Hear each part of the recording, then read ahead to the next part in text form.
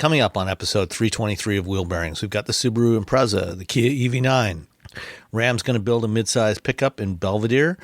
The Ram 1500 gets updated with new engines and an onboard generator.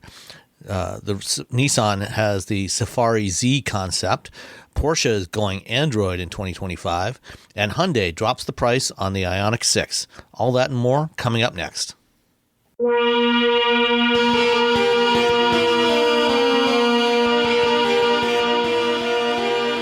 This is episode 323 of Wheel Bearings. I'm Sam Abu-Al-Samad from Guidehouse Insights. And I am Roberto Baldwin from SAE International.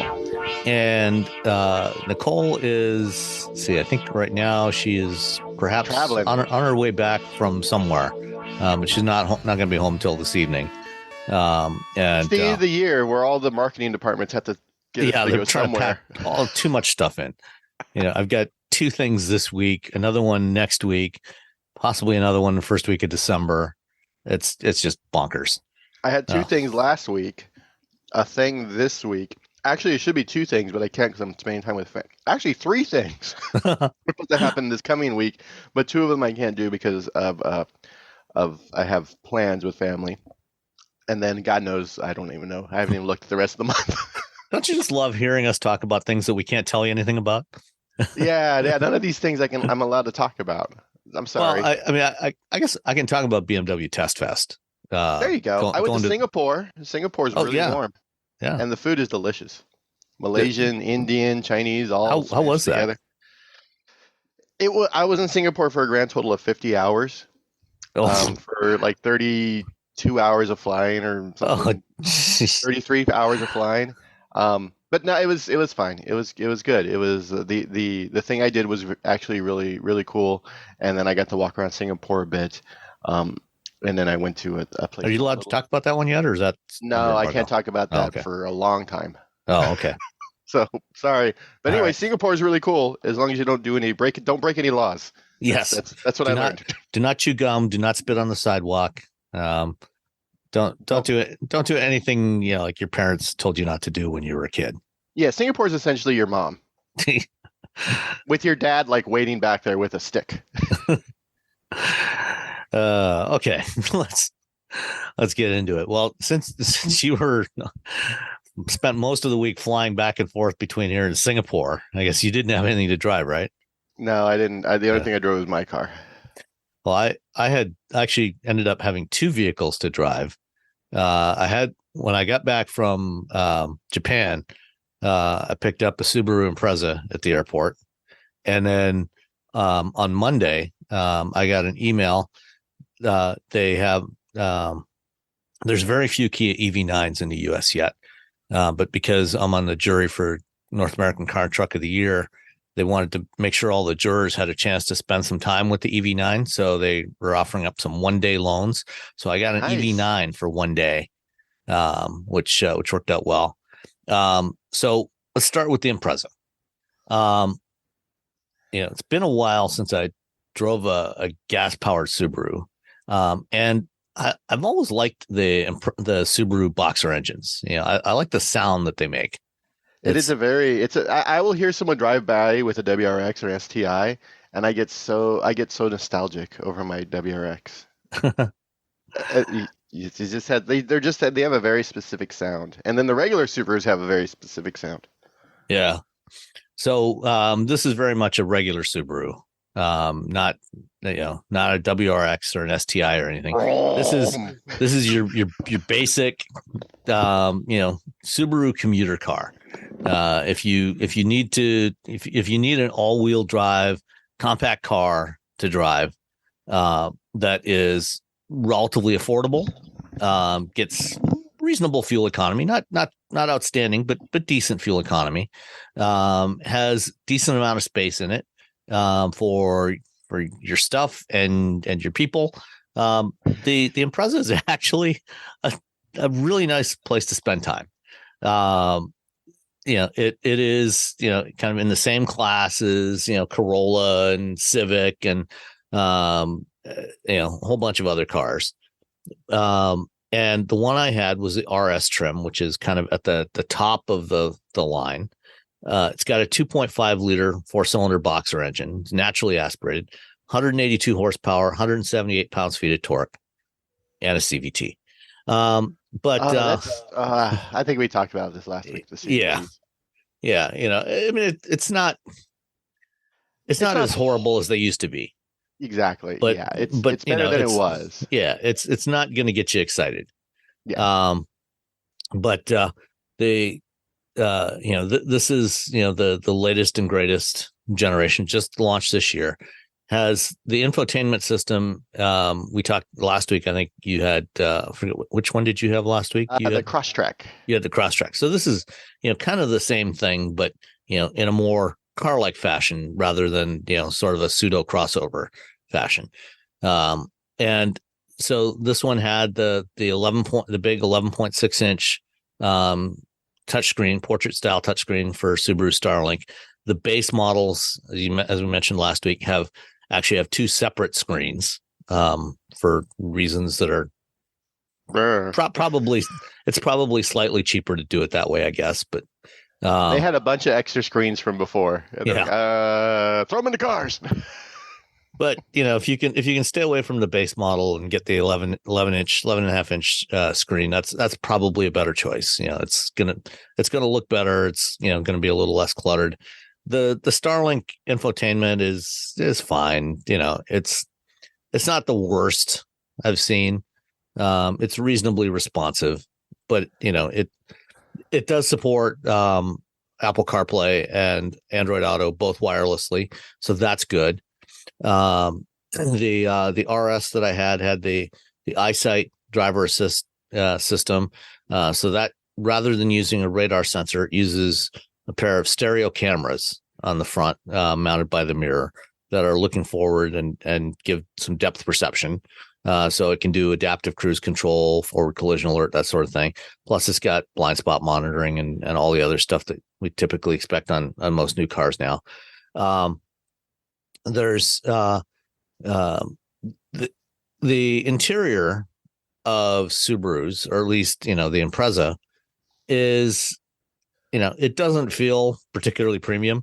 If you get into this and then you get into a Mazda 3, you will not mistake the two. The Mazda 3 Subarus are very utilitarian. Yes. Like Mazda and Hyundai are like, look how nice this is. And Subaru's like, this is what you get. You're driving a car. Don't bother us. Yeah. The surfaces are hard plastics. Most of them are fairly nicely textured, but you touch them, it doesn't feel premium. It doesn't look particularly premium, but it's fine. Because the Impreza starts, I think, at something like $25,000, if I recall. The base is 23. Oh, 23. Okay. 23. And for that 23 drive. Yeah, that's what I was going to say. For $23,000, you get an all-wheel drive car. You get the exact same powertrain that was in this RS that I drove.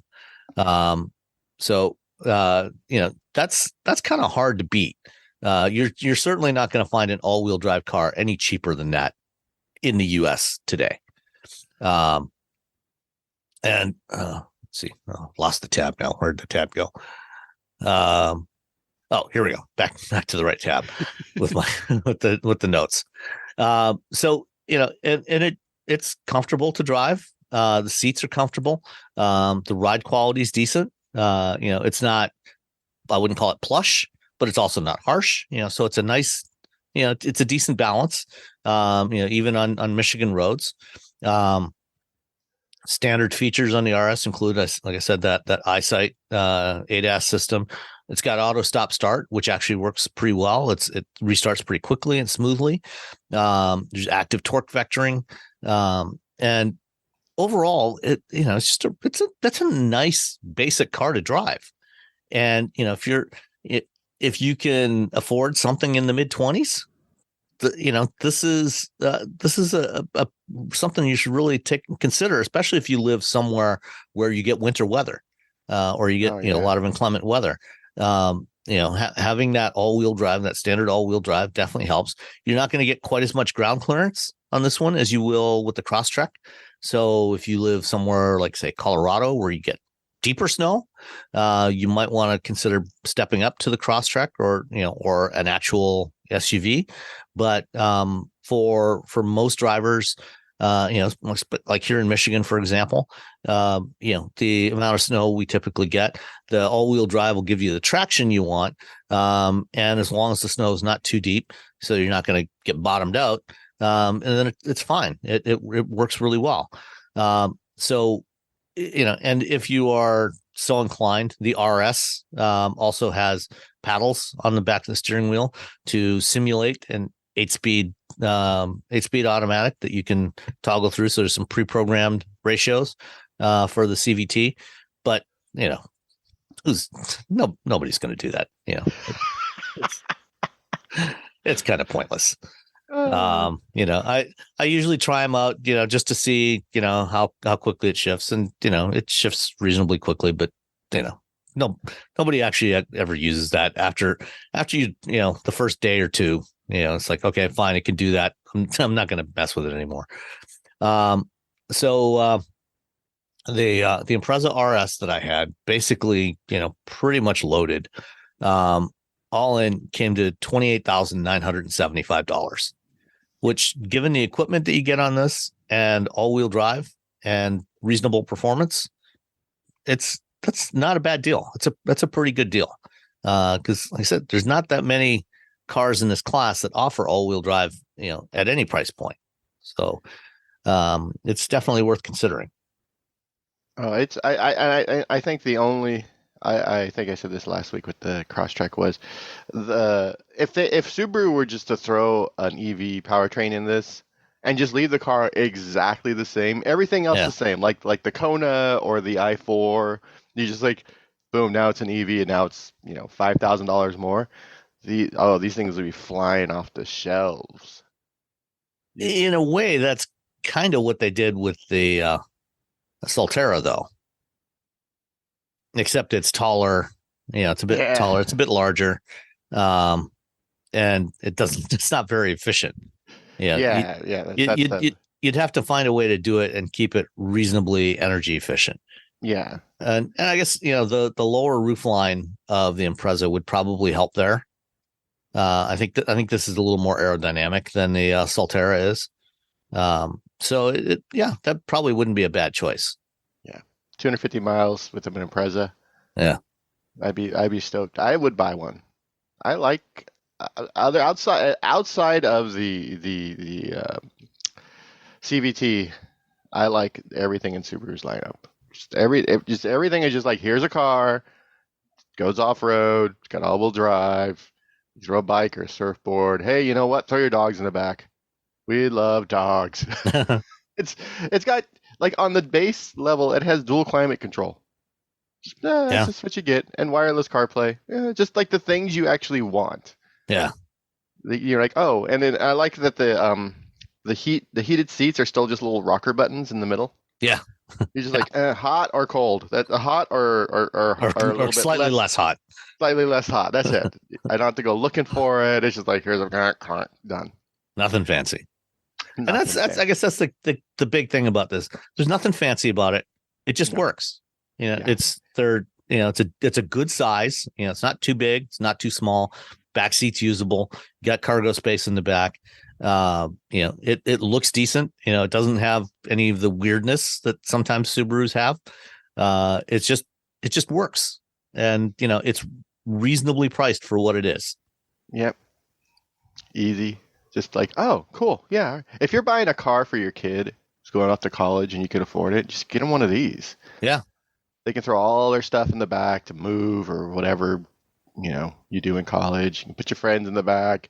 It's all-wheel drive, so you don't have to worry about them if they go to somewhere where it snows or it rains a lot, or I don't know, they're going to a college in the woods or something. If you have a dog, buy a Subaru. Have a dog. Yeah. It's official. Like, you can't even buy a Subaru now unless you have a dog. Like, you have to show up the picture of your dog or your dog. I think you have to bring your dog to the dealership, isn't it? Like, yeah, we've been scanned before with people bringing their pictures. Anybody can download a picture of a dog off of Instagram. Yeah. How do we know that's your dog? You have to bring the dog and bring the license and everything. All right. The other one that I had for a day was the Kia EV9. And when I first posted about this on Instagram, I think when it arrived, I mistakenly said that it's the only 3-row crossover EV. But I did, of course, forget about the Rivian R1S. So the EV9 is a more affordable. The first, I wouldn't call it affordable, more affordable than the Rivian. It's certainly a lot cheaper than the Rivian. Yes. But it's also not designed to be a hardcore off-road lifestyle vehicle. This is very much intended to be a mainstream electric alternative to Ford Explorer, Toyota Highlander, Kia Telluride, and any number of other 3-row crossovers that are out there, VW Atlas, things like that. And I've really liked it ever since I saw it in concept form in 2021 at the LA Auto Show, I think was when they showed it.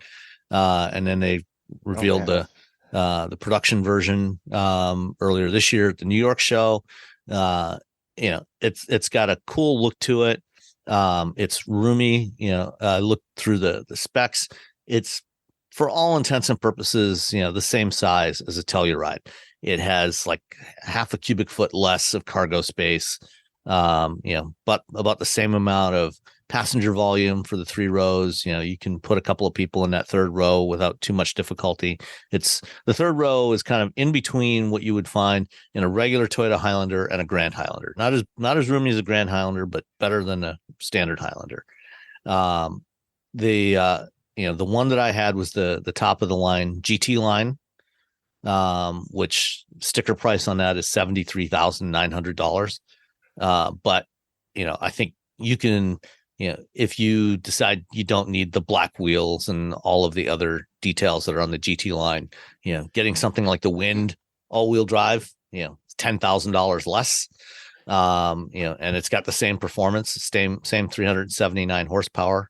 The GT line does have more torque, so you get 443 foot-pounds of torque in the Wind and the Land all-wheel drive, 516 in the GT line. You don't really need that extra 50 pounds. You don't need that. It's not going to make a difference. What are you doing? Yeah. So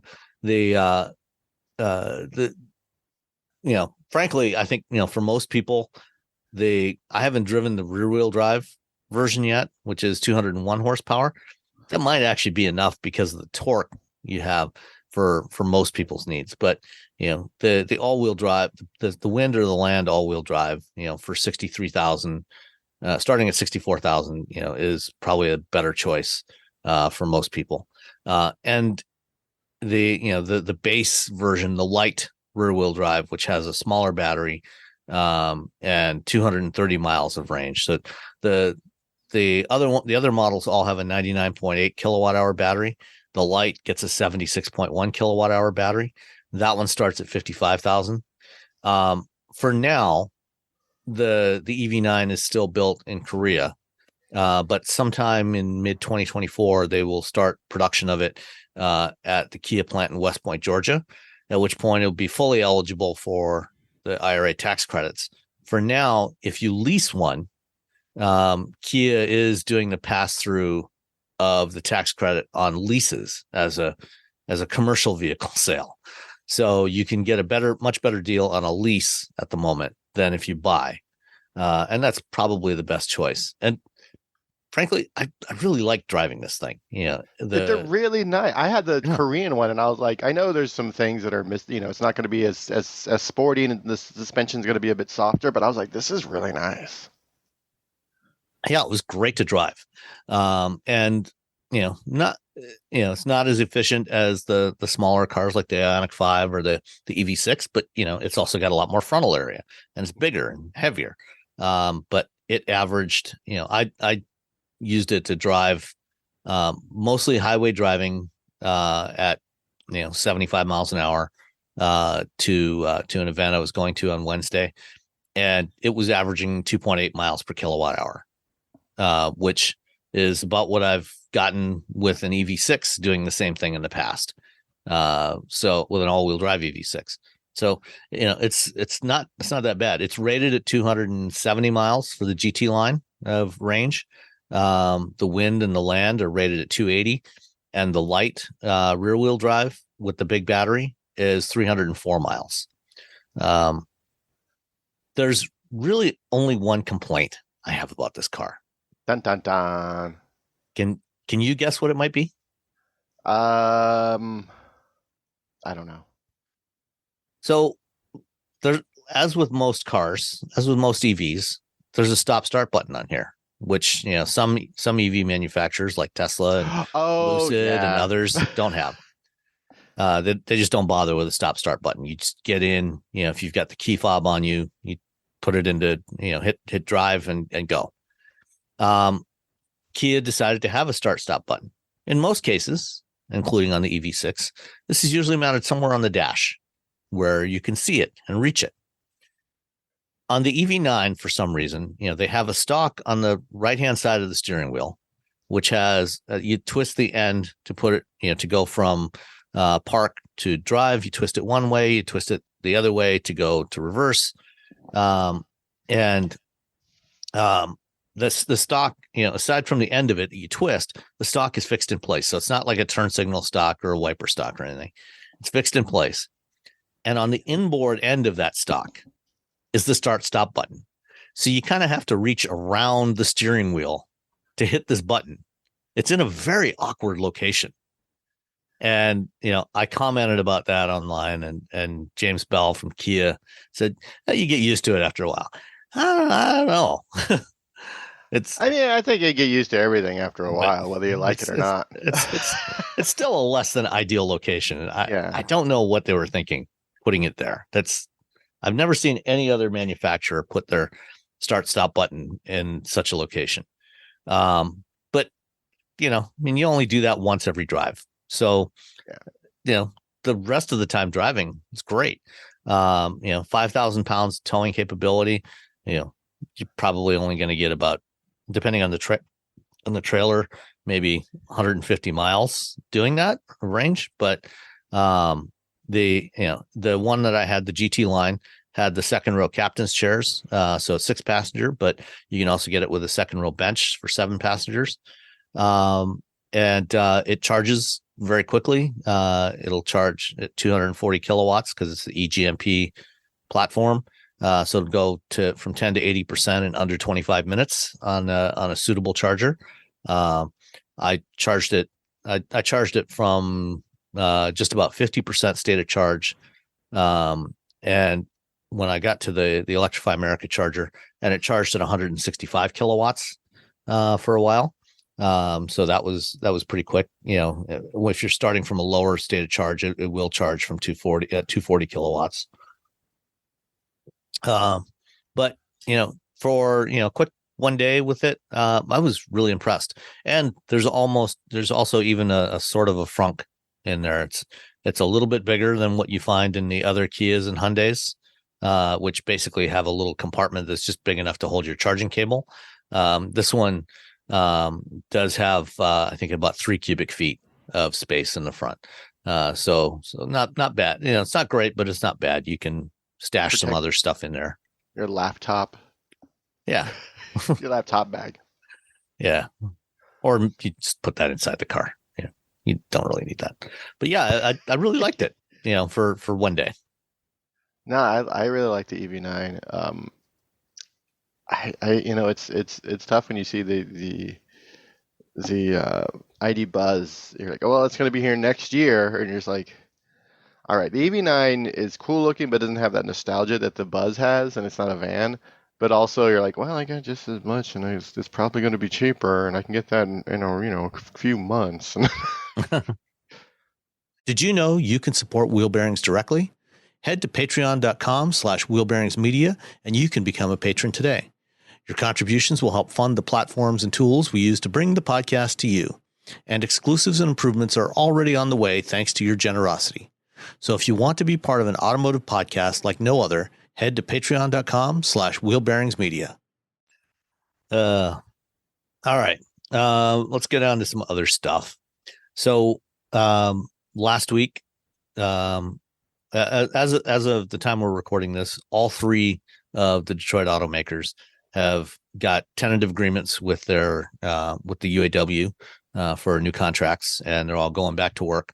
I think Ford people are voting now, and Stellantis and GM will be voting in the next couple of days. And we've started to see some of the details of the contracts being published by the UAW, or at least the tentative agreements. It's not fully a contract until the workers all vote to ratify, but we got some of the details. And one of the interesting details, particularly from the Stellantis tentative agreement, is further confirmation of a Ram midsize pickup. When I talked to Mike Koval, who's now the former head of the Ram brand at the New York Auto Show this spring, that interview is somewhere in the Wheel Bearings archives. Mike said, "Yeah, we're definitely working on a midsize truck, but wouldn't give any other details." Well, now we have a little bit of detail. The contract includes, commitments from Stellantis for $19 billion in investments in production through the 4.5 years of the contract. And the first one listed on here is the Belvidere assembly plant, which was recently idled. That was where they were building the Jeep Cherokee. It was idled earlier this year. And that was actually where UAW President Sean Fain started his career, working on the line at Belvidere. And coming in 2027, which is a long way out, is an all-new midsize truck, projected 80 to 100,000 units to be built at Belvidere. Rampage. Well, no, the Rampage is a compact. Oh, yeah. And I was at a Ram briefing. Yeah, but everything. A lot of things were compact once upon a time. That's true. I mean, if you compare it to midsize trucks of the 1990s, the Rampage and the others, would probably qualify as midsize by those standards. But so what we're talking about here is a truck, similar in size, to the Jeep Gladiator, which is the other midsize truck that Stellantis makes, but it's not really that practical as a pickup, or the Ford Ranger, or Chevy Colorado, GMC Canyon, Toyota Tacoma, Nissan Frontier. That's the market we're talking about here. So a Ram midsize pickup truck coming in 2027. Some other things that are coming. Let's see, for Toledo, where they build the Wrangler and the Gladiator. The current generation JL Wrangler continues until at least 2028, wow. As does that's for both the Wrangler and Gladiator.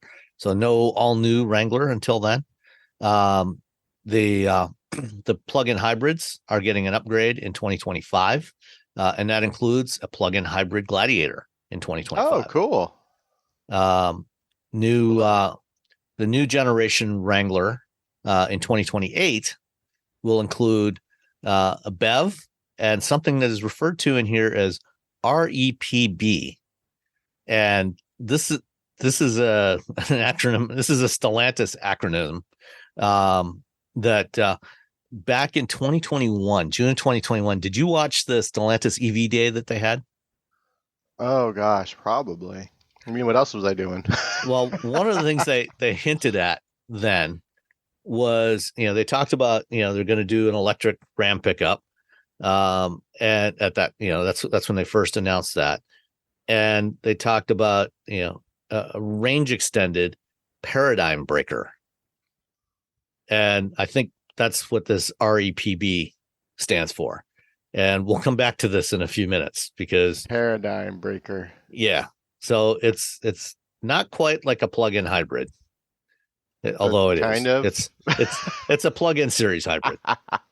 We'll come back to this in a few minutes. Yeah. Let's see what else.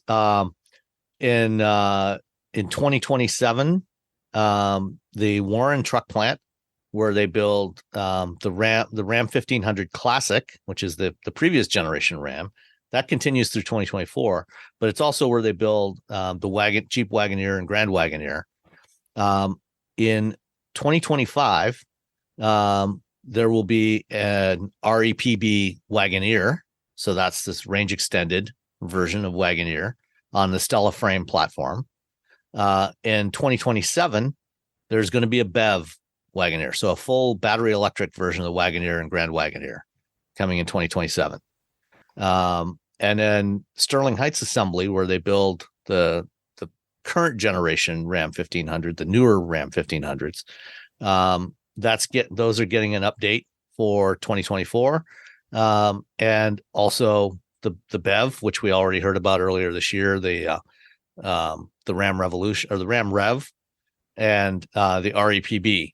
Those are both coming in 2024. And then there's also battery electric Dodge Durango coming in 2026. And new generation Grand Cherokee, including a battery electric version in 2027. So lots of interesting stuff coming from Stellantis. A lot of electrification being added to Jeep and Ram.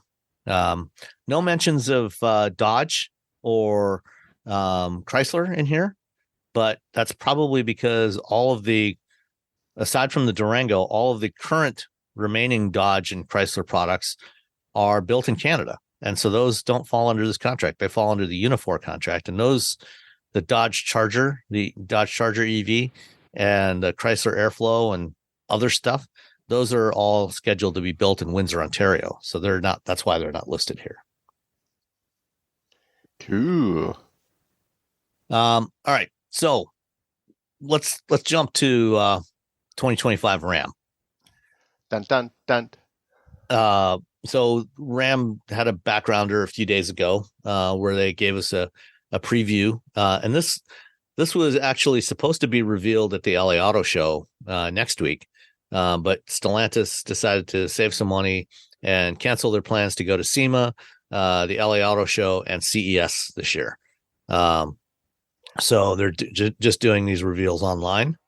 And there's been spy photos floating around of semi-camouflaged Rams for a while now. And basically, this is a mid-cycle refresh, a fairly major mid-cycle refresh for the Ram, which came in its current form, the current generation, the DT, debuted in 2018. Two big things for this. No more V8s. The Hemi V8s are gone from the Ram 1500. In their place, they get Hurricane inline 6 cylinders, the same inline 6 that debuted on the Wagoneer and Grand Wagoneer last year. 420 horsepower for the standard Hurricane, the high output 540 horsepower, both significantly more than the outgoing V8 engines. What do you think about that? If it has more, then that's fine, and you're also saving weight. I think we got the displacement of a V8. I mean, at some point, that was great back in the day before we could create efficient V6s with turbos on them that deliver the same power with less weight. So you should be happy as a person. So one of the things that goes away with the V8, the Hellcat V8s, those are ending production in December. No more Hellcats. And part of this announcement is that Tim Kuniskis, the head of Ram brand and also Dodge, said, we are putting the TRX name on the shelf for now. So he didn't say it's never coming back. He didn't say it is coming back. It might be coming back. But for now, they're putting it on the shelf.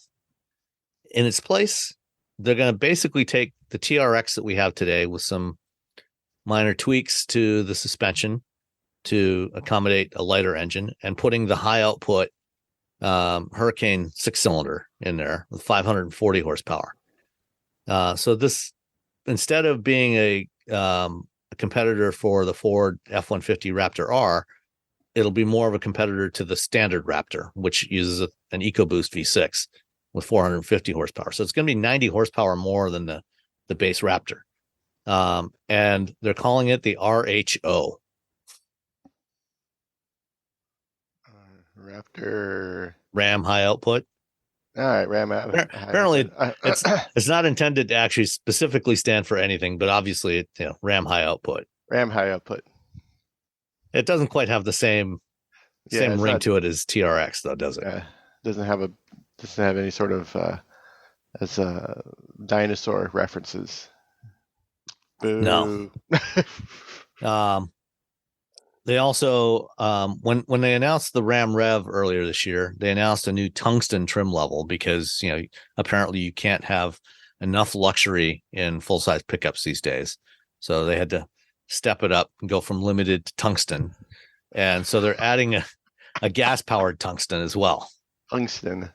And that's got, a new front fascia. It's a slightly bigger grille, slimmer headlights, and instead of the traditional steel bumper, that you find on pickup trucks, it's got more of a fared in. There's a steel bumper underneath, but there's a plastic cover over it.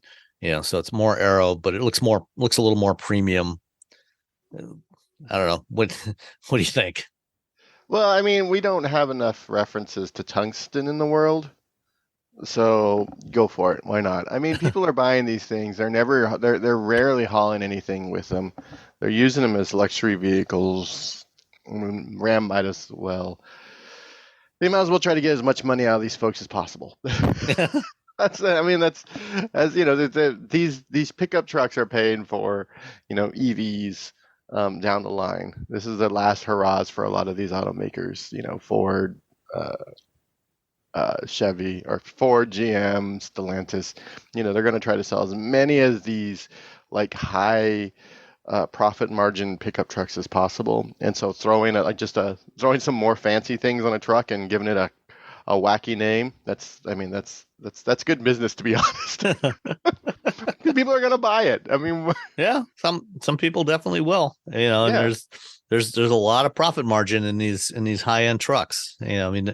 They're probably, the incremental cost to build this versus, say a Lariat, is maybe, I don't know, $7,000, and they charge like $30,000 more for it.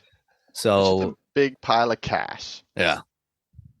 So refreshed regular gas Rams, new engines. They still have the classic Pentastar V6 as the base engine in these, but probably the vast majority of these will be sold with the Hurricane inline six, which is way more powerful than the V8s, and should give a little bit better fuel economy, give you an extra 2, maybe 3 miles per gallon compared to the Hemis. So these are going to be coming early, like in Q1 of 2024. So a few months from now. Later in the year, about the same time as the Ram Rev arrives, there will be something called the Ram 1500 Ramcharger, which is only a little bit redundant.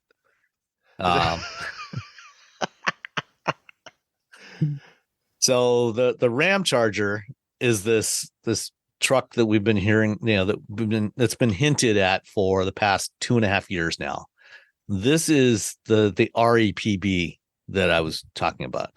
And when they first mentioned it in 2021, all they said was, range extended paradigm breaker. But they didn't give us any details on exactly what that means. Well, now we know what it means. They actually showed us the chassis of this thing. So first off, Stellantis has 4 different EV platforms that they're developing. There's 3 car/crossover platforms: Stella Small, Stella Mid, and Stella Large, which are refer to the sizes of the vehicles and the size of the batteries and performance and so on. The Stella Small stuff is pretty much only for Europe. We're not, I don't think at least right now, there's no plans for any Stella Small vehicles in North America. But we will get not even the Fiat 500. That's still a medium or something. That's a good question. I think that might actually predate the Stella small architecture. Yeah, because they've been That's around still an for a older while. architecture. Okay. That's okay. It's like the Bolt. Yeah.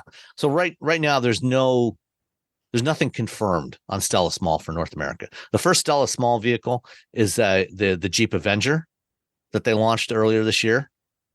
The little crossover EV crossover that they launched for Jeep in Europe. Mm-hmm. But there's no plans to bring that to North America.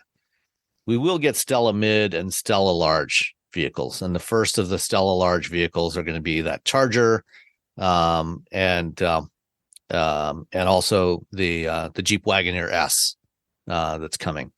And it's not the Jeep Recon. I'm not sure if that's a Stella Large or a Stella Mid, but we'll find out sometime next year. But the Stella, the fourth one is the Stella Frame.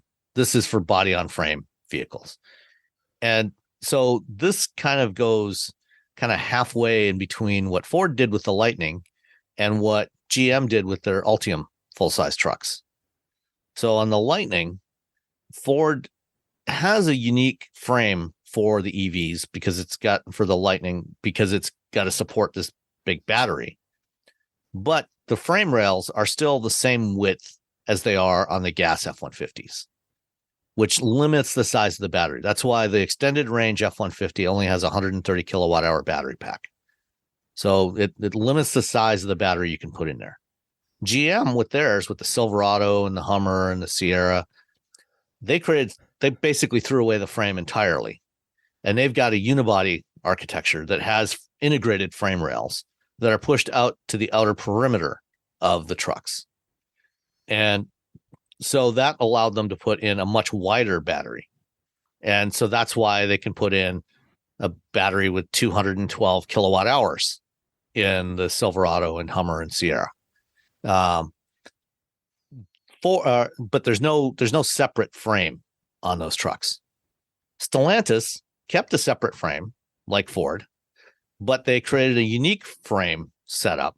So on the gas Ram 1500s, if you look at the frame rails basically go straight back all the way from the front bumper to the rear bumper. They run completely parallel to each other. And they're fully boxed and everything, but they run parallel to each other. On the Stella frame, once you get past the front wheels, the frame rails actually turn outwards and go out towards the outer perimeter and then cut back in ahead of the rear axle. So now you have that same kind of width in between the frame rails that you have, or close to the same width that GM has on the Ultium trucks. So they can put much larger batteries in there. So that's where, on the Ram Rev that they unveiled in April, they can have a battery that's up to 229 kilowatt hours in there. So they've got two battery sizes in the Rev, 168 and 229 kilowatt hours for 350 and 500 miles of range, respectively. The Ramcharger uses a version of that frame, but instead of that 168 kilowatt hour battery, they have a 92 kilowatt hour battery. But wait for it. And then behind that battery, there's a 27-gallon gas tank.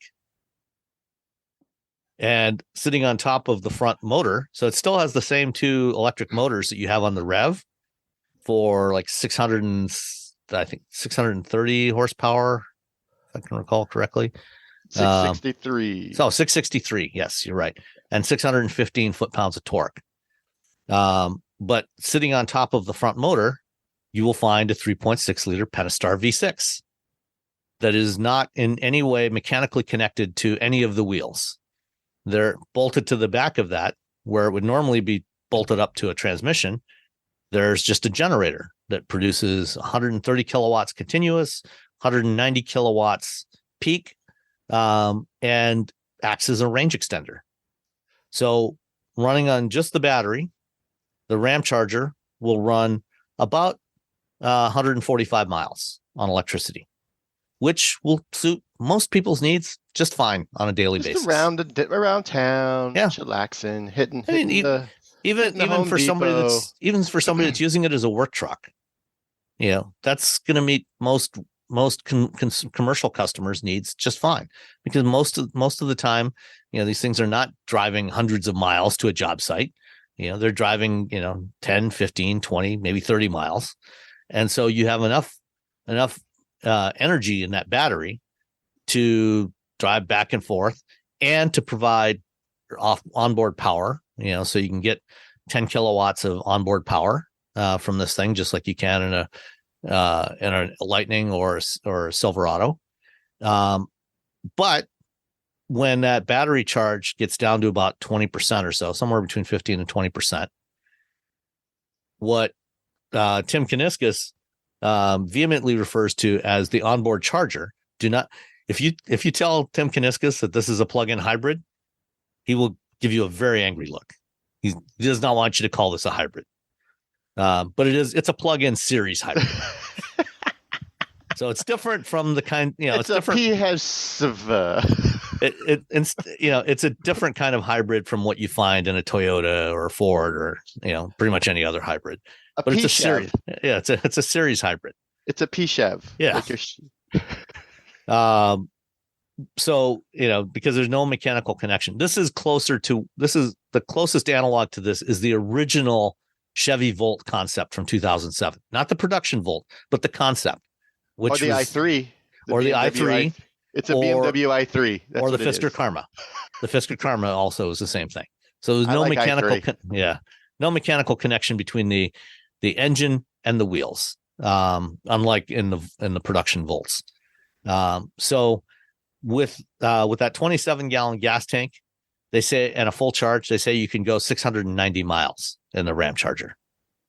That's a long way. Yes. No one drives 690 miles just for funsies. That's 14 hours of driving. Not without a couple of pit stops. Yeah. I mean, I guess you could, they have these bottles that, pilots use. You can whiz in a bottle. Yeah. General aviation pilots, use these bottles when they're flying sometimes, because, these small planes, they have nowhere to go. But most people are going to stop somewhere along the lines. Yeah. But you can go 690 miles with this. And according to the chief engineer, you can go with towing a 14,000 pound trailer, a big trailer. You should be able to do about 300 miles with a big trailer. And you can stop and get gas. Yeah. Dun, dun, dun. You can stop and get gas. You can stop and charge it up. It's also got 2,625 pound payload, which is twice as much payload as the Chevy Silverado 4WT EV. So this is kind of the best of both worlds. It pretty much, I mean, the push for electric trucks was always a little bit weird, especially for the traditional truck owner, because those folks don't want EVs. Yeah, that's what it comes down to, is they don't want EVs. Like the Rivian made sense because it's a lifestyle vehicle. It's essentially a really fancy. It's for Subaru people who have more money and want a truck. The F-150, the Silverado, those folks they still want big brum, brum, gas trucks that go and do gas truck things. And if you have a fleet company, that $40,000 price tag made sense. But they kicked it up to $50,000 for the Ford Lightning Pro. Then it made a lot less sense. And so, the fact that Ford's having problems selling these trucks isn't really that surprising, to be honest. It's a great truck for what it is, but yeah. This, on the other hand, even though, most people who probably buy this will never tow 14,000 pounds or do the thing that they think they're going to do with this truck, this makes more sense. Whether or not they'll sell a lot of them is yet to be seen, just because the people can be like, well, if I don't have to buy this, I can still buy a regular Ram, 1500 and be fine. But if they do think, well, I can get this and I can drive around town and EV mode, 90% of the time I'm going to be driving around in EV mode. Eventually the truck's going to turn on because now my gas is old. Yeah, I mean, and this is true, with the Volt and with the with the i3, every once in a while, it'll run the engine for a few minutes to use up some of the gas in the tank and to, keep the fluids circulating and everything. Yeah, so I think what's going to happen is folks who buy these are going to realize they're not really using the gas all that much unless they are, the people who buy electric trucks and actually do big truck things in it. They're towing a boat, they're towing, horses, they're towing, something. They're actually towing something to a place far away. And so for those people, this gives them that ability to say, hey, I'm doing my part for Cleaner Tomorrow, but sometimes I need to take my horses, 300 miles to a show.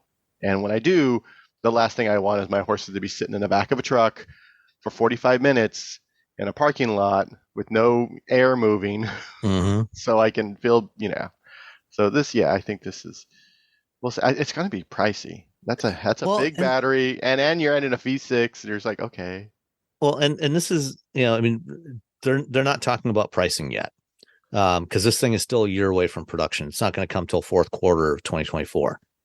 But Kniskus made an interesting comment. He said, when we asked about pricing or cost, he said, well, look at it this way. This has 70 kilowatt hour smaller battery than what's in the standard range REV. And it's actually 76 kilowatt hours because it's 168 kilowatt hours in the standard range REV, 92 in this. Mm-hmm.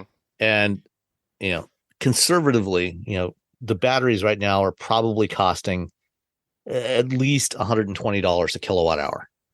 So that works out to a little over $9,000 in reduced cost just from the battery. So the battery in the Ramcharger, $9,000 less than in the REV, the base REV, and considerably more when you compare it to the extended range REV. And if you look at, the Pentastar V6, this is an engine that's, been around for a while. It's paid off. The cost of that engine plus a generator, fuel tank, other ancillary stuff, probably, and I'm talking, their production cost, not the pricing, but the production cost, probably somewhere between $4,000 and $5,000. And that may be high. Yeah. So you're looking at $4,000 to $5,000 less to manufacture this truck than the standard range version of the REV. So it could conceivably actually be cheaper than the battery electric version. Oh yeah, I think it'll be a little bit cheaper than the battery. Well, I'm not so sure. I maybe think it might be on par. I think they'll actually probably price it the same because of the extra convenience you have. The longer range. They'll probably price it the same and take that profit margin. Yeah, but they could conceivably price it cheaper. So even though you're adding more hardware, because you're taking away so much battery, but yet you're still leaving a very large battery. I mean, 92 kilowatt hours is bigger than most batteries in EVs today. Yeah, there's nothing to sneeze at. And that's the thing is that these large trucks, in order to be in order to get these insane ranges, you're driving around with this very big, very 200 kilowatt hour battery pack. That's a lot of weight. It's not like a gas tank where the more you drive, the less it weighs. No matter how, even if you have 20 miles of range, that battery pack still the same. And gasoline only weighs 6.8 pounds per gallon. Yeah, so you're still dragging these giant batteries around and most of the time, again, 90% of your driving, you're not really going all that far. So you're just dragging around this giant battery all the time. And take 700 or 76 kilowatt hours of battery. That's probably somewhere in the neighborhood of close to 1,000 pounds of battery that you're taking out of this truck. Yeah. And you're probably adding maybe 300 to 400 pounds for the range extender. So you're having a net weight savings, a net cost savings. This might actually be the best choice to buy instead of the full battery electric. For trucks, yeah. That's the thing, is that because everyone has this idea that I need 400 miles, I need 300 miles.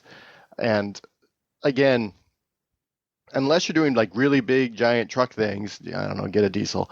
But you probably don't need all that. So this makes a lot more sense. I think it's going to be easier to sell to truck people, to be honest, Yeah. because they're like, well, it still has a V6 in it, and what they're going to find out is they're going to buy a home charger. They're going to realize it's way cheaper to drive this thing in EV mode all the time, except when they go to the lake, or they have to they go to the dump or whatever. I guess the dump wouldn't be hundreds of miles away, but Depends what you're dumping. I know that. There you go. Bodies. If you're dumping bodies, you want to get as far away from your home as possible. But yeah, so I think they're going to realize like, oh, it's so much cheaper to drive this. Plus, it still looks like my Ram. Plus, when people are like, "Oh, you can't charge it," yeah, I can. I can charge 14. Or I'm sorry, you can't tow. I can tow 1,400 pounds or 14,000 pounds. Sorry, and go almost 700 miles. So yeah, I think this is going to be an easier sell for the truck folks. I think it makes a lot more sense for truck folks, especially when you're, again, the 200 kilowatt hour battery packs are just ridiculous as far as I'm concerned.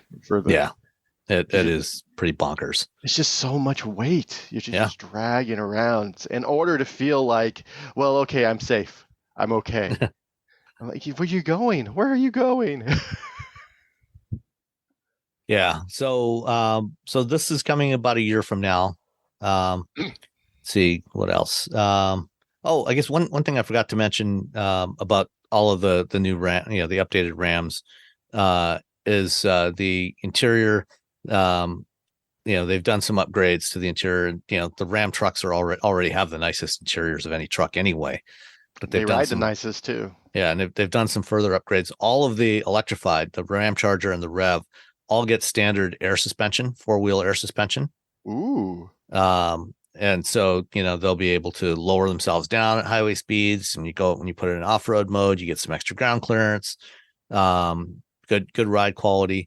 And they have a new 14.5-inch display. So the standard display now for the Uconnect 5 system is the 12-inch that was optional before. And that's been upgraded with higher resolution. And then the larger 14.5-inch display is even bigger, but it still has dedicated buttons on either side for the climate control. Yay. There's 6 USB ports at the bottom of the center stack, 3 USB A's and 3 USB C's, plus another 4 in the rear seat. So you can charge all the stuff. Everything you've ever wanted to charge. Just take it out to your Ramcharger. Yeah, and they'll have their name. Yeah. And their active drive assist will now have hands-free capability to going up against Blue Cruise and Super Cruise. Which again, there's a new passenger screen too. Oh yeah, you can get the optional passenger screen like you get in the Jeeps. Which I don't know. I don't know. I'm still not sold on those for. Yeah, I mean, I took my wife somewhere, in a Grand Cherokee or Wagoneer, and she said, "Why is this here? I don't need this." Yeah, I keep trying to upsell it, like I'm selling day old fish at a restaurant. I'm like, hey, the fish is on special. I was like, hey, look at this passenger screen. You can watch movies, you can adjust things. And they're like, cool, and they just pick up their phone and just keep doing their thing. I'm like, all right, well, I tried. Yeah. I tried automakers. I mean, the passenger can interact with the navigation and other stuff, right in front of them instead of reaching over 6 inches to the other screen. That's the other thing. Yeah, but you can. I did watch it again. I did watch a movie in a Mercedes, in Europe once. Well, I watched like 5-10 minutes of a movie. I'm like, I guess this is kind of cool. Well, I guess the advantage of having it directly in front of the passenger is the passenger is going to be the only one interacting with it, because the driver's not going to be able to reach it, and they can't see it anyway because the filter on there. So because it's in front of the passenger, passenger can type stuff in on the screen instead of when they're searching for something, instead of having to use voice. So there is that. Yeah. All right. Let's move on from Ram. So updates for the Rams, the Ram 1500s. The Hyundai Ioniq 6, one of my favorite EVs, is getting a lot cheaper for 2024 model year. Woo! End of the year savings. Well, it's not just end of the year savings. I mean, they actually, cut the sticker prices. So it's not just discounts. I mean, they actually cut the prices for the new model year by up to $4,100, which is pretty big savings. It's a good car. Yeah, it is. It's a fantastic car. So the SE standard range now, rear wheel drive, which has, I think, about 240 miles of range. It starts at $38,615, which is $4,100 less than before. And that's including destination. The SE and SEL rear wheel drive, the extended range versions, start at $43,565 and $46,365. That SEL rear drive, that's probably kind of the sweet spot. And because that's got the longest range, like 360-mile range. It's got most of the features, pretty much all the features you're really going to want. You can get the limited, but it's got less range because it's got the bigger wheels. If you need all-wheel drive, those are available too for an extra $2,500. I think that SEL rear-wheel drive is kind of the sweet spot here. And what's great, Hyundai makes money on its EVs. Yeah. I actually asked them, we're like, well, yeah, they're like, no, we're making money on our EVs. We're not. Which is kind of a rarity in this business, at least for legacy automakers. Like, we don't know what everyone else is doing, but we're making money. Yeah. Now, whether they're still making money at these new prices, I don't know, but making less money? Yeah. Fewer monies? Yeah. Well, we'll see. They don't seem concerned. Yeah. When I talk to them, they're like, that's fine. Okay. Porsche. They're part of the Volkswagen Group. A few years ago, VW consolidated all their software engineers from across the entire group into a new business unit called Cariad that's going to do software for all the different VW Group brands, including Porsche. Yeah, that's not working out so well. It's been a mess. You could say that. They've changed CEOs a couple times. They've changed most of their management. They're about to lay off 2,000 people from Cariad. For 2025, the folks at Porsche essentially gotten so frustrated with Cariad being either delivering bad software or delivering it late or both that they have decided to adopt Android Automotive on Porsches starting in 2025. Dun, dun, dun. So you will have Google Maps, Google Assistant, the Google Play Store, all that stuff with a Porsche skin on it in your 2025 Porsche. It's like when Apple decided to drop PowerPC for Intel. Like, they're like, we can't, come on, IBM. It was IBM and Motorola. Like, come on, guys, let's get together. And they just kept falling further and further behind because everyone else was on Intel. They're like, fine. And now they're on M1. They have their own system. But at some point, you can't like if someone's not delivering and it's making you look bad, you're like, you know what? We're just gonna work with somebody else who everyone else is doing.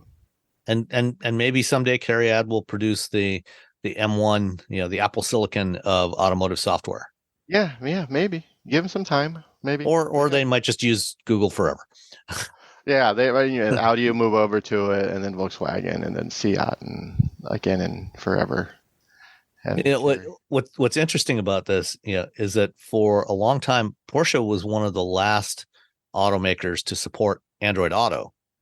They were so in on Apple. Yeah, they supported. A lot of Porsche customers are Apple users because they're obviously more affluent. And they supported CarPlay early on, but for a long time refused to add Android Auto, and then finally added it, and now they're going all in on it. And when was it last year, I think, at Apple's Worldwide Developer Conference, when they showed this next generation version of CarPlay that would run across all the screens in the car and everything, and control your cluster and all that stuff.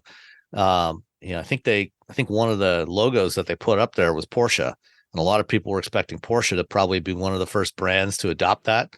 But no, they're going with Android Automotive. So Well, first, I mean, I think the biggest problem is Apple's really difficult to deal with.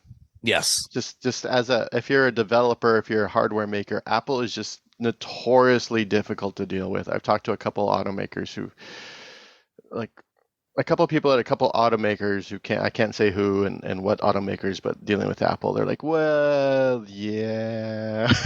They're just, and I worked in tech for so long, and you understand that Apple's just, they want it a very certain way, and it can be, it's a lot, I think, for some of these automakers to sort of like give up that much to Apple, which Apple is difficult to deal with because then Apple makes your iPhone and you're like, oh, everything just works. That's why Apple's difficult to deal with, because their name's going to be on it and they want it to work as well as your iPhone or your Mac or whatever. It's tightly integrated. mm-hmm. And if you're like, well, but I can just put Android Automotive in here and then just skin it. All right, I'll just do that. Yeah. And you get a lot more flexibility with Google. Yeah. Plus, you get Google Maps, which everyone is using. I mean, I've been using Apple Maps more and more because I've found that Google Maps has become bad over the last like 6 months to a year. I was just like, what's happening to this application? Did they just lay everyone off in that weird like, hey, let's lay people off because Twitter laid people off? So Apple Maps has been working better than Google Maps, which bizarro world, but sure, why not? All right. And then last item for this week, the SEMA show was this past week. None of us went, but as usual, our buddies at TFL did. Andre was out there, and one of the cool cars that he saw there was the Nissan Safari Z concept. So when I was in Japan, when we toured the Nissan Heritage Center, where they have all kinds of classic Nissan vehicles, including a lot of vehicles from their motorsports history. One of the cars that we saw there was the 240Z that won the East Africa Safari Rally in 1973. And it's pretty banged up. And I'll include a link to a photo of it. But you can see it, Robbie, you can see it in the show notes there. The original, the one that actually won the rally, is still in Japan.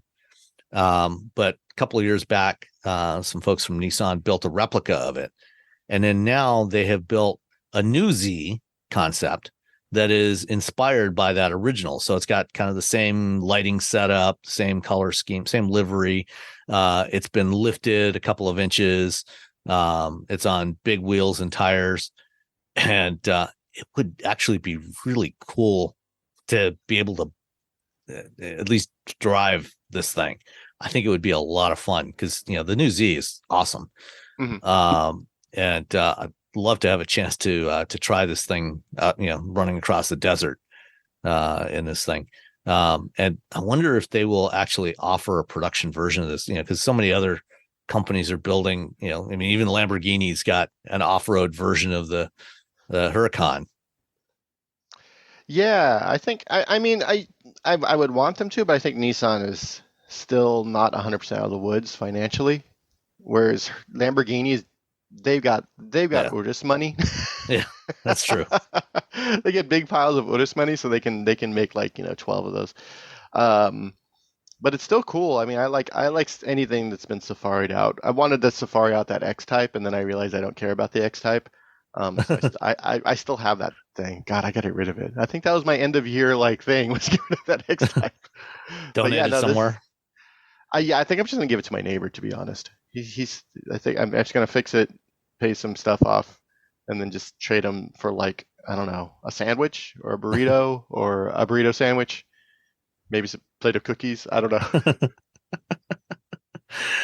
Yeah, so this thing's on. They made some custom 17-inch wheels that are styled the same as the ones on the original car, the original rally car, and you've got some Yokohama Geolander mud terrain tires, and skid plates and everything. So, yeah, it'd be pretty cool to check this thing out, to try this out. Oh yeah, it's totally build your own. Yeah. Start your own rally thing. All right. Let's do some listener stuff here. Speaking of which, I want to say hi to my neighbor that said hi to me yesterday and said that he's been listening to the show for a couple of years now. And thank you for that. And thanks to all the listeners that are supporting us on Patreon. And don't forget, you can get your wheel bearings swag, your t-shirts and phone cases on Cotton Bureau now. And you can, if you go to shop.wheelbearings.media, you can, it'll take you directly to the Cotton Bureau page with all our stuff. And I just added another design the other day that somebody had was messing around with DALL-E and got a little Kia hatchback loaded up with mulch. So that one's available now as well if for those that are interested. So we got some fun designs on there, and we'll keep adding stuff to there as we go along. More mulch related t-shirts. Yes. Although I had to buy a bunch of sand yesterday because I'm putting like a trail, like pavers, bricks. I don't know what they're called. Pathway, walkway. Yeah, like a little walkway, and I had to buy a bunch of sand and throw it in the back of the Kona. It's very heavy. I hurt myself. Well, maybe is that what hurt your back? No, I was hurt before that, and I just kept doing it anyway. I'm like, this has to be done because next weekend I won't be here.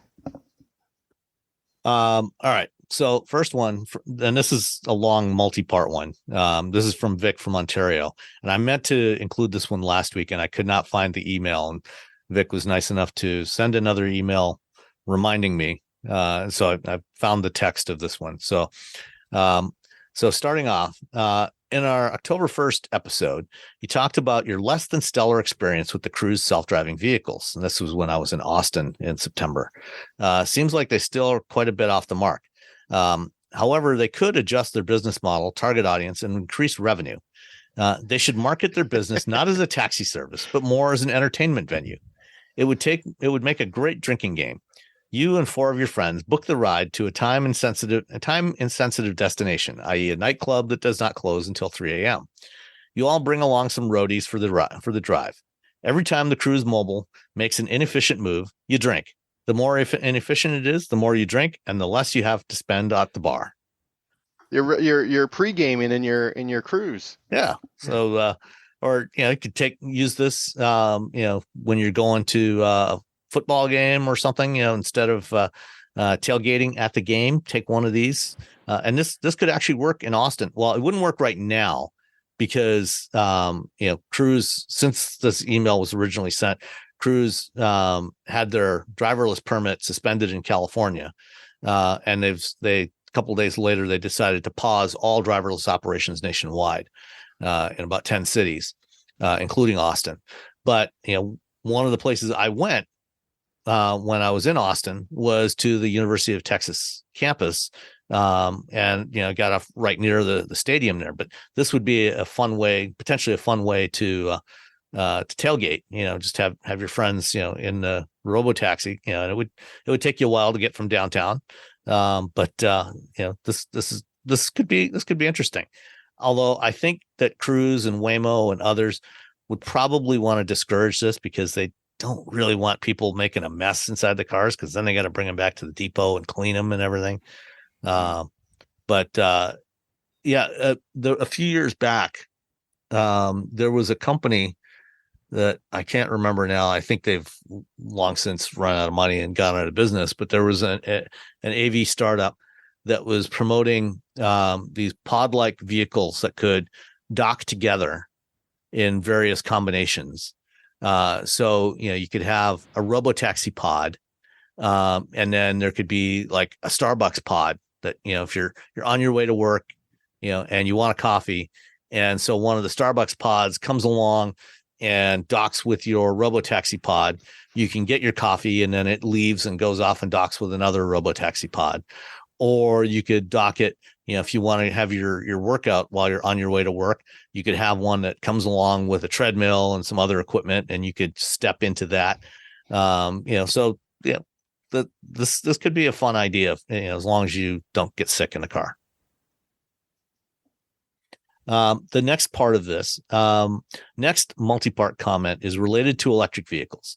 I could yell at the clouds here for a while, but I'll try to keep it to a minimum. I do, however, appreciate your factual coverage of the industry, and issues are around lack of infrastructure to fully support this initiative. First, I listened to other podcasts. Well, we won't hold that against you, Vic. And many of them, mostly from the left coast, are saying I'm from things. The left coast. I'm already holding two things against Vic now. Well, when you average it out, though, as a show, we're kind of in the middle of the country, or even kind of biased towards the right coast, because there's two of us, one in the middle, one on the East Coast. So we're kind of not. Anyway, there's. They're saying things like everyone should just switch to an EV right now. There's no need for internal combustion engines anymore. I'm sure this makes them feel like they're saving the planet by yelling this from the rooftops, but it really doesn't hold up to logic. For one, I'm pretty sure the grid would just melt down tomorrow if everyone went and bought an EV and plugged it in overnight to charge. That could be the case. Maybe. I think most people. I would like to think that most people would realize that they shouldn't be plugging in until like midnight in order to save money, because of tiered pricing. And even then, you're not really charging like 100 kilowatts every night. You're charging like 7.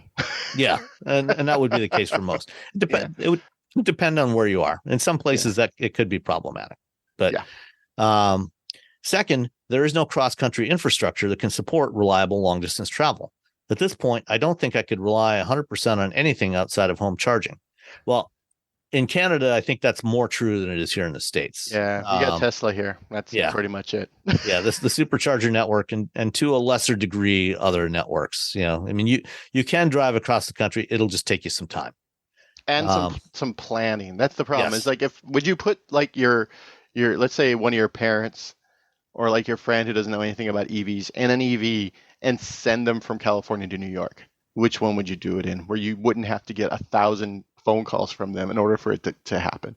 And it would be a Tesla. Yeah. Third, the range of most cars is not sufficient to support all use cases. Yet, yes, it works for the average commute and scooting around town. However, allow me to share an example. I live in Southern Ontario in Canada. Like many other people in this region, we have recreational property up in Northern Ontario that we go to during the non-winter months. The same is true here in Michigan. A lot of people here, in Southeast Michigan and Detroit area, have places up in Northern Lower Michigan or in the Upper Peninsula. You head up, I-75 on any weekend and you'll see, trains of people pulling their, boats and jet skis in the summertime and their snowmobiles in the wintertime. Cottage country. Cottage country with lots of lakes and woods and outdoorsy things to do. Our one property on the lake is 600 kilometers away. So that's about a little under 400 miles, around 400 miles. And the other bush property is 900 kilometers away. So about a little over 500 miles, almost 550 miles. These properties are off grid with no effective way to charge an EV. I will periodically travel to the lake property and back in the same day just to check in on something. 1,200 kilometers round trip with no dependable charging infrastructure on that route. The same day. That's my biggest concern is, man, you must be tired. That is a long way to go in one day. That's a long way to check. You could stay overnight. Yeah. Also, look at all these fancy people with extra. I live in California. We don't have the generational wealth that like people on the East Coast have that allows you to have multiple houses. So every time I hear about people who have like, we have like a house here and a house there, and I'm like, wow. Well, keep in mind, we're not talking about a place in the Hamptons here. No, I'm talking about anything. We're talking about like a plot of woodland, with the or it may not even have a cottage on it in many cases. I know people just be a shack. Yeah. So it's not that uncommon. It's not. It's not cheap, but it's not necessarily that expensive either. Exactly. But again, I live in California, so everything's expensive. Like a smattering of land 300 miles away is still like that just seems that's so incredibly foreign to me in my little brain. Yeah. So no, Vic is absolutely correct. For that kind of distance, and especially when you're talking about farther northern Ontario, There's no Tesla superchargers up there. There's no Electrify America or Electrify Canada chargers up there. There's nothing. And there's just a guy with a bicycle who'll like pedal and plug it into your car, and he's like, give me 3 days. Yeah. So, so for that example, he's absolutely right. Don't buy an EV. Vic should not be driving an EV. Well, not to that, at least. Yeah. Well, yeah, certainly. Yeah. So, that is an absolutely legitimate case. And that's also true across much of the northern United States as well. You live in the Dakotas or Montana or, Wyoming or Idaho, if you are sticking to the interstates, you will find some chargers along those interstates, and you'll be able to make a straight run across. But as soon as you get off those interstates and you get off into those rural areas, there is nothing in terms of charging infrastructure out there. Because then, no matter, like, let's say something happens, you don't have a backup plan. There's nothing. You must have power, so you could charge it, but then you're gonna have to stick around for a few days. But if there's like a storm and of course water and wind are gonna just they're gonna decimate range, and so now you're plugging in. Oh, now the power went out. You're like, Yeah. Well, it sounds like the properties that Vic's got don't even have power, so I'm not sure what he's using. There's probably probably bringing along his own fuel for a generator. And it says they're off grid entirely. Maybe he's got some solar panels. Using kerosene lanterns or battery powered lanterns, things like that. This is especially the farther one. The bush property, probably is at best a shack out there, and maybe not even that. Maybe it's just a piece of land where he goes hunting. So yeah, absolutely. I would not try to tell you, to get an EV to make those drives. That is totally ridiculous. Just go buy an EV, Vic. Just live on the edge. You want excitement. What could go wrong, right? What could possibly go wrong when you drive 900 kilometers somewhere and there's no infrastructure for or power for you to charge your vehicle? What could possibly go wrong? All right. Fourth, people do not respect or understand the etiquette around charging stations. Many just use them as parking spaces. Highway 400 in Ontario is 200 kilometer. It's a 120-mile stretch from Toronto to Barrie. There are 2 en route service stations on that stretch that provide gas, food, and now EV charging. These places can get pretty busy with over 100 cars parked and getting gas, food, etc. Last time up there, someone with a pickup truck and a boat was parked across all 4 EV charging stations, as that was a convenient place to park. So now that's just people being jerks, and I don't understand why you can't just tow those vehicles. Like every time we're like, oh, there's nothing we can do. I don't know, make something so you can do it. Tow the vehicle. And if I were a tow truck driver, as soon as that went into effect, I would just hang out by EV stations all day. Yeah, no, absolutely, and that's what property owners, site owners should be doing. Is they should be towing those vehicles, that would help to stop this sort of thing. Yeah. So Vic's going to stick to EV for now, or to ICE. Oh, ICE. Sorry, he's thinking ICE. Now. And he's absolutely right. That is absolutely the right way to go. All right. For Vic's life, totally makes 1,000% sense. Yeah. 1,000% sense. Yeah. Lastly, a question for the panel. As mentioned in my previous email, I have a very reliable 2005 Corolla that won't die. However, if it ever does, I will be in the market for a new to me car, not. So another used car. Yeah. Okay. New to me, which is good. Hey, keep cars on the road as long as you can, as long as reasonable, as long as they're safe and reliable and, not polluting too much. I will likely upgrade to something a bit sportier. Oof. What could possibly be sportier than a 2005 Corolla? I don't understand. Anyway. I don't know that seems like the epitome of sportiness. Anyway, I've owned a BMW E39 M5 in the past. Ooh, excellent choice. And enjoyed that. However, it did get expensive on repairs once out of warranty. Very true of premium cars in general. So here are some requirements in order of priority, and I would like each of your suggestions. As reliable as my Corolla, I hate going to the dealer for service. Okay. $150,000 Canadian price cap. So that's probably about 110, 120 grand. It's a pretty big price cap. I know. Manual transmission, torque monster, V8 preferred, but open to options. Blue.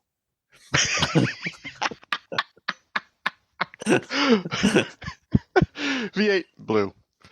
Oh man, let me think. Mustang GT, GT350, Yeah. GT350, GT350. Yeah, definitely. That's the answer. Is the GT350. You get manual transmission. You can get in blue. Pretty reliable. As you know, as far as especially as far as powerful vehicles go, you're going to have a lot more fun in it than you would in a Charger or a Challenger. Those things are just bricks that go straight in a straight line really quickly. And of course, you know, the manual transmission, price cap. I think you'd be all right with that. Yeah. There you go. Or, you know, GR Corolla. It's not. It falls a little bit short of the 400 foot-pounds. But you know, it's also light enough that I don't think it'll matter. All-wheel drive. Yeah. All-wheel drive. All-wheel drive, manual transmission. Yeah, you can't take a lot of stuff with you. It's a Corolla. It's a Corolla. Yeah. You could buy two of them. You get no wait. It's a 3-cylinder, right? You got to buy 1, 2, 3. You can buy 3 of them. You can shove 3 together.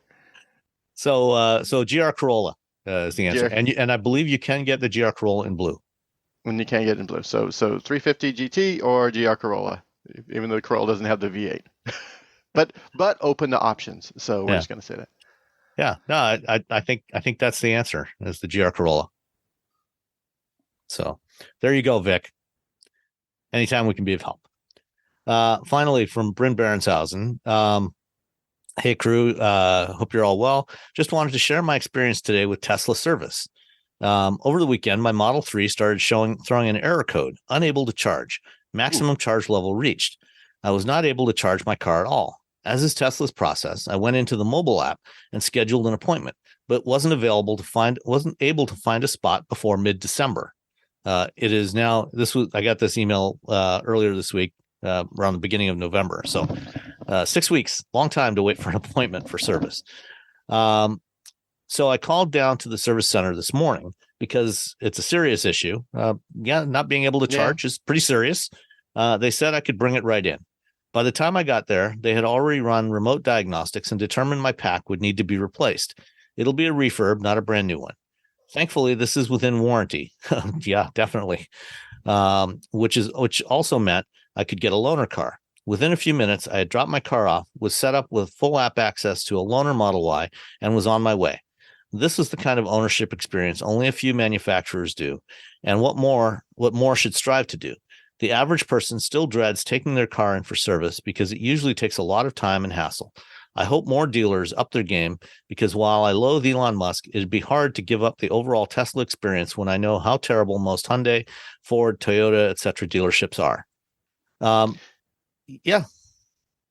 To be honest, that's a for a long time, that wasn't the experience, unfortunately.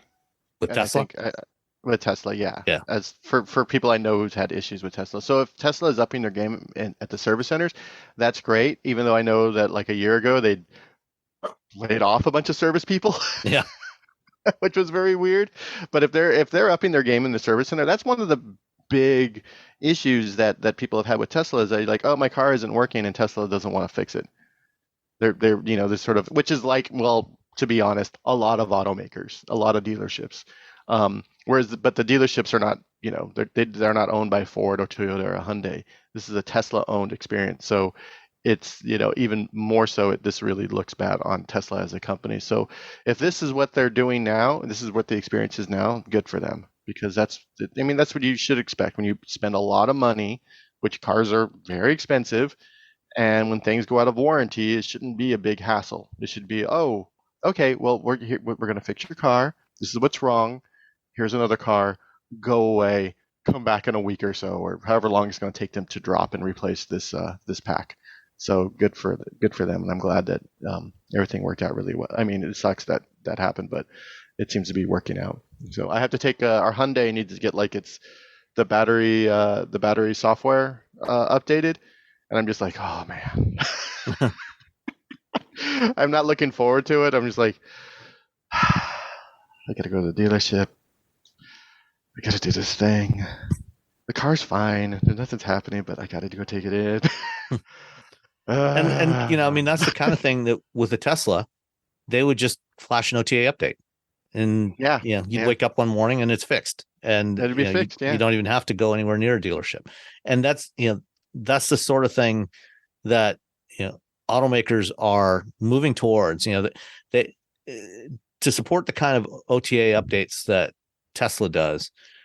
You need a different electrical and electronic architecture in the vehicle, and most newer as new generations of vehicles come out, they are adding support for they're upgrading the EE architectures to support this sort of thing, but those are still a relatively small percentage of new vehicles, currently available vehicles. Tesla debuted this a decade ago with the Model S, and they've done it on every vehicle they built apart from the original Roadster. So everyone else is dealing with legacies. Yeah, and so this is one of the advantages of buying from a company like Tesla or Rivian or Lucid is they've started from scratch, and they have this capability from day one on 100% of their vehicles. So in this case, unfortunately for Bryn, it wasn't a matter of just doing a software update. It sounds like there's probably something fundamentally wrong with the battery management system in his battery pack, but at least they were able to remotely diagnose it. And again, fortunately for Bryn, he was relatively close to a Tesla service center. That's not the case for a lot of people across the United States. They're not necessarily close to a Tesla service center. There's not nearly as many of them as there are dealers for most legacy brands. So he was fortunate. Other people might not be so fortunate to live so close, but I'm glad that they are taking care of you and not giving you any hassle about fixing this, because that's if you can't charge the battery, you're basically dead in the water. Yeah, you're like, well, I guess I just keep driving until zero. So you're good for a week or so. Yeah, like, well, maybe depending on how far you have to commute, or what state of charge you were at when the problem surfaced. Yeah. So at least he was able to get to a dealer without having to get a flatbed, and they're giving him a loaner to drive while they wait for the new battery to come in. So I'm glad that Tesla's doing that, and and more dealers should be doing that. Providing loaners is expensive. It's a very costly thing to do for dealerships and service centers. And that's why most, apart from premium brands, do not do that. So I'm glad you've had a great experience, and, hopefully we'll see, more manufacturers doing that in the future, providing that kind of service. Yeah. Especially when we're talking about the prices of cars. Yeah. I paid so much money. Be nicer to me. Exactly. All right. So that's it for this week. Thanks everybody for listening. Don't forget to get your t-shirts and phone cases at shop.wheelbearings.media. Thanks to all our Patreon supporters. We really appreciate you. And we will talk to you next time. Bye. Bye.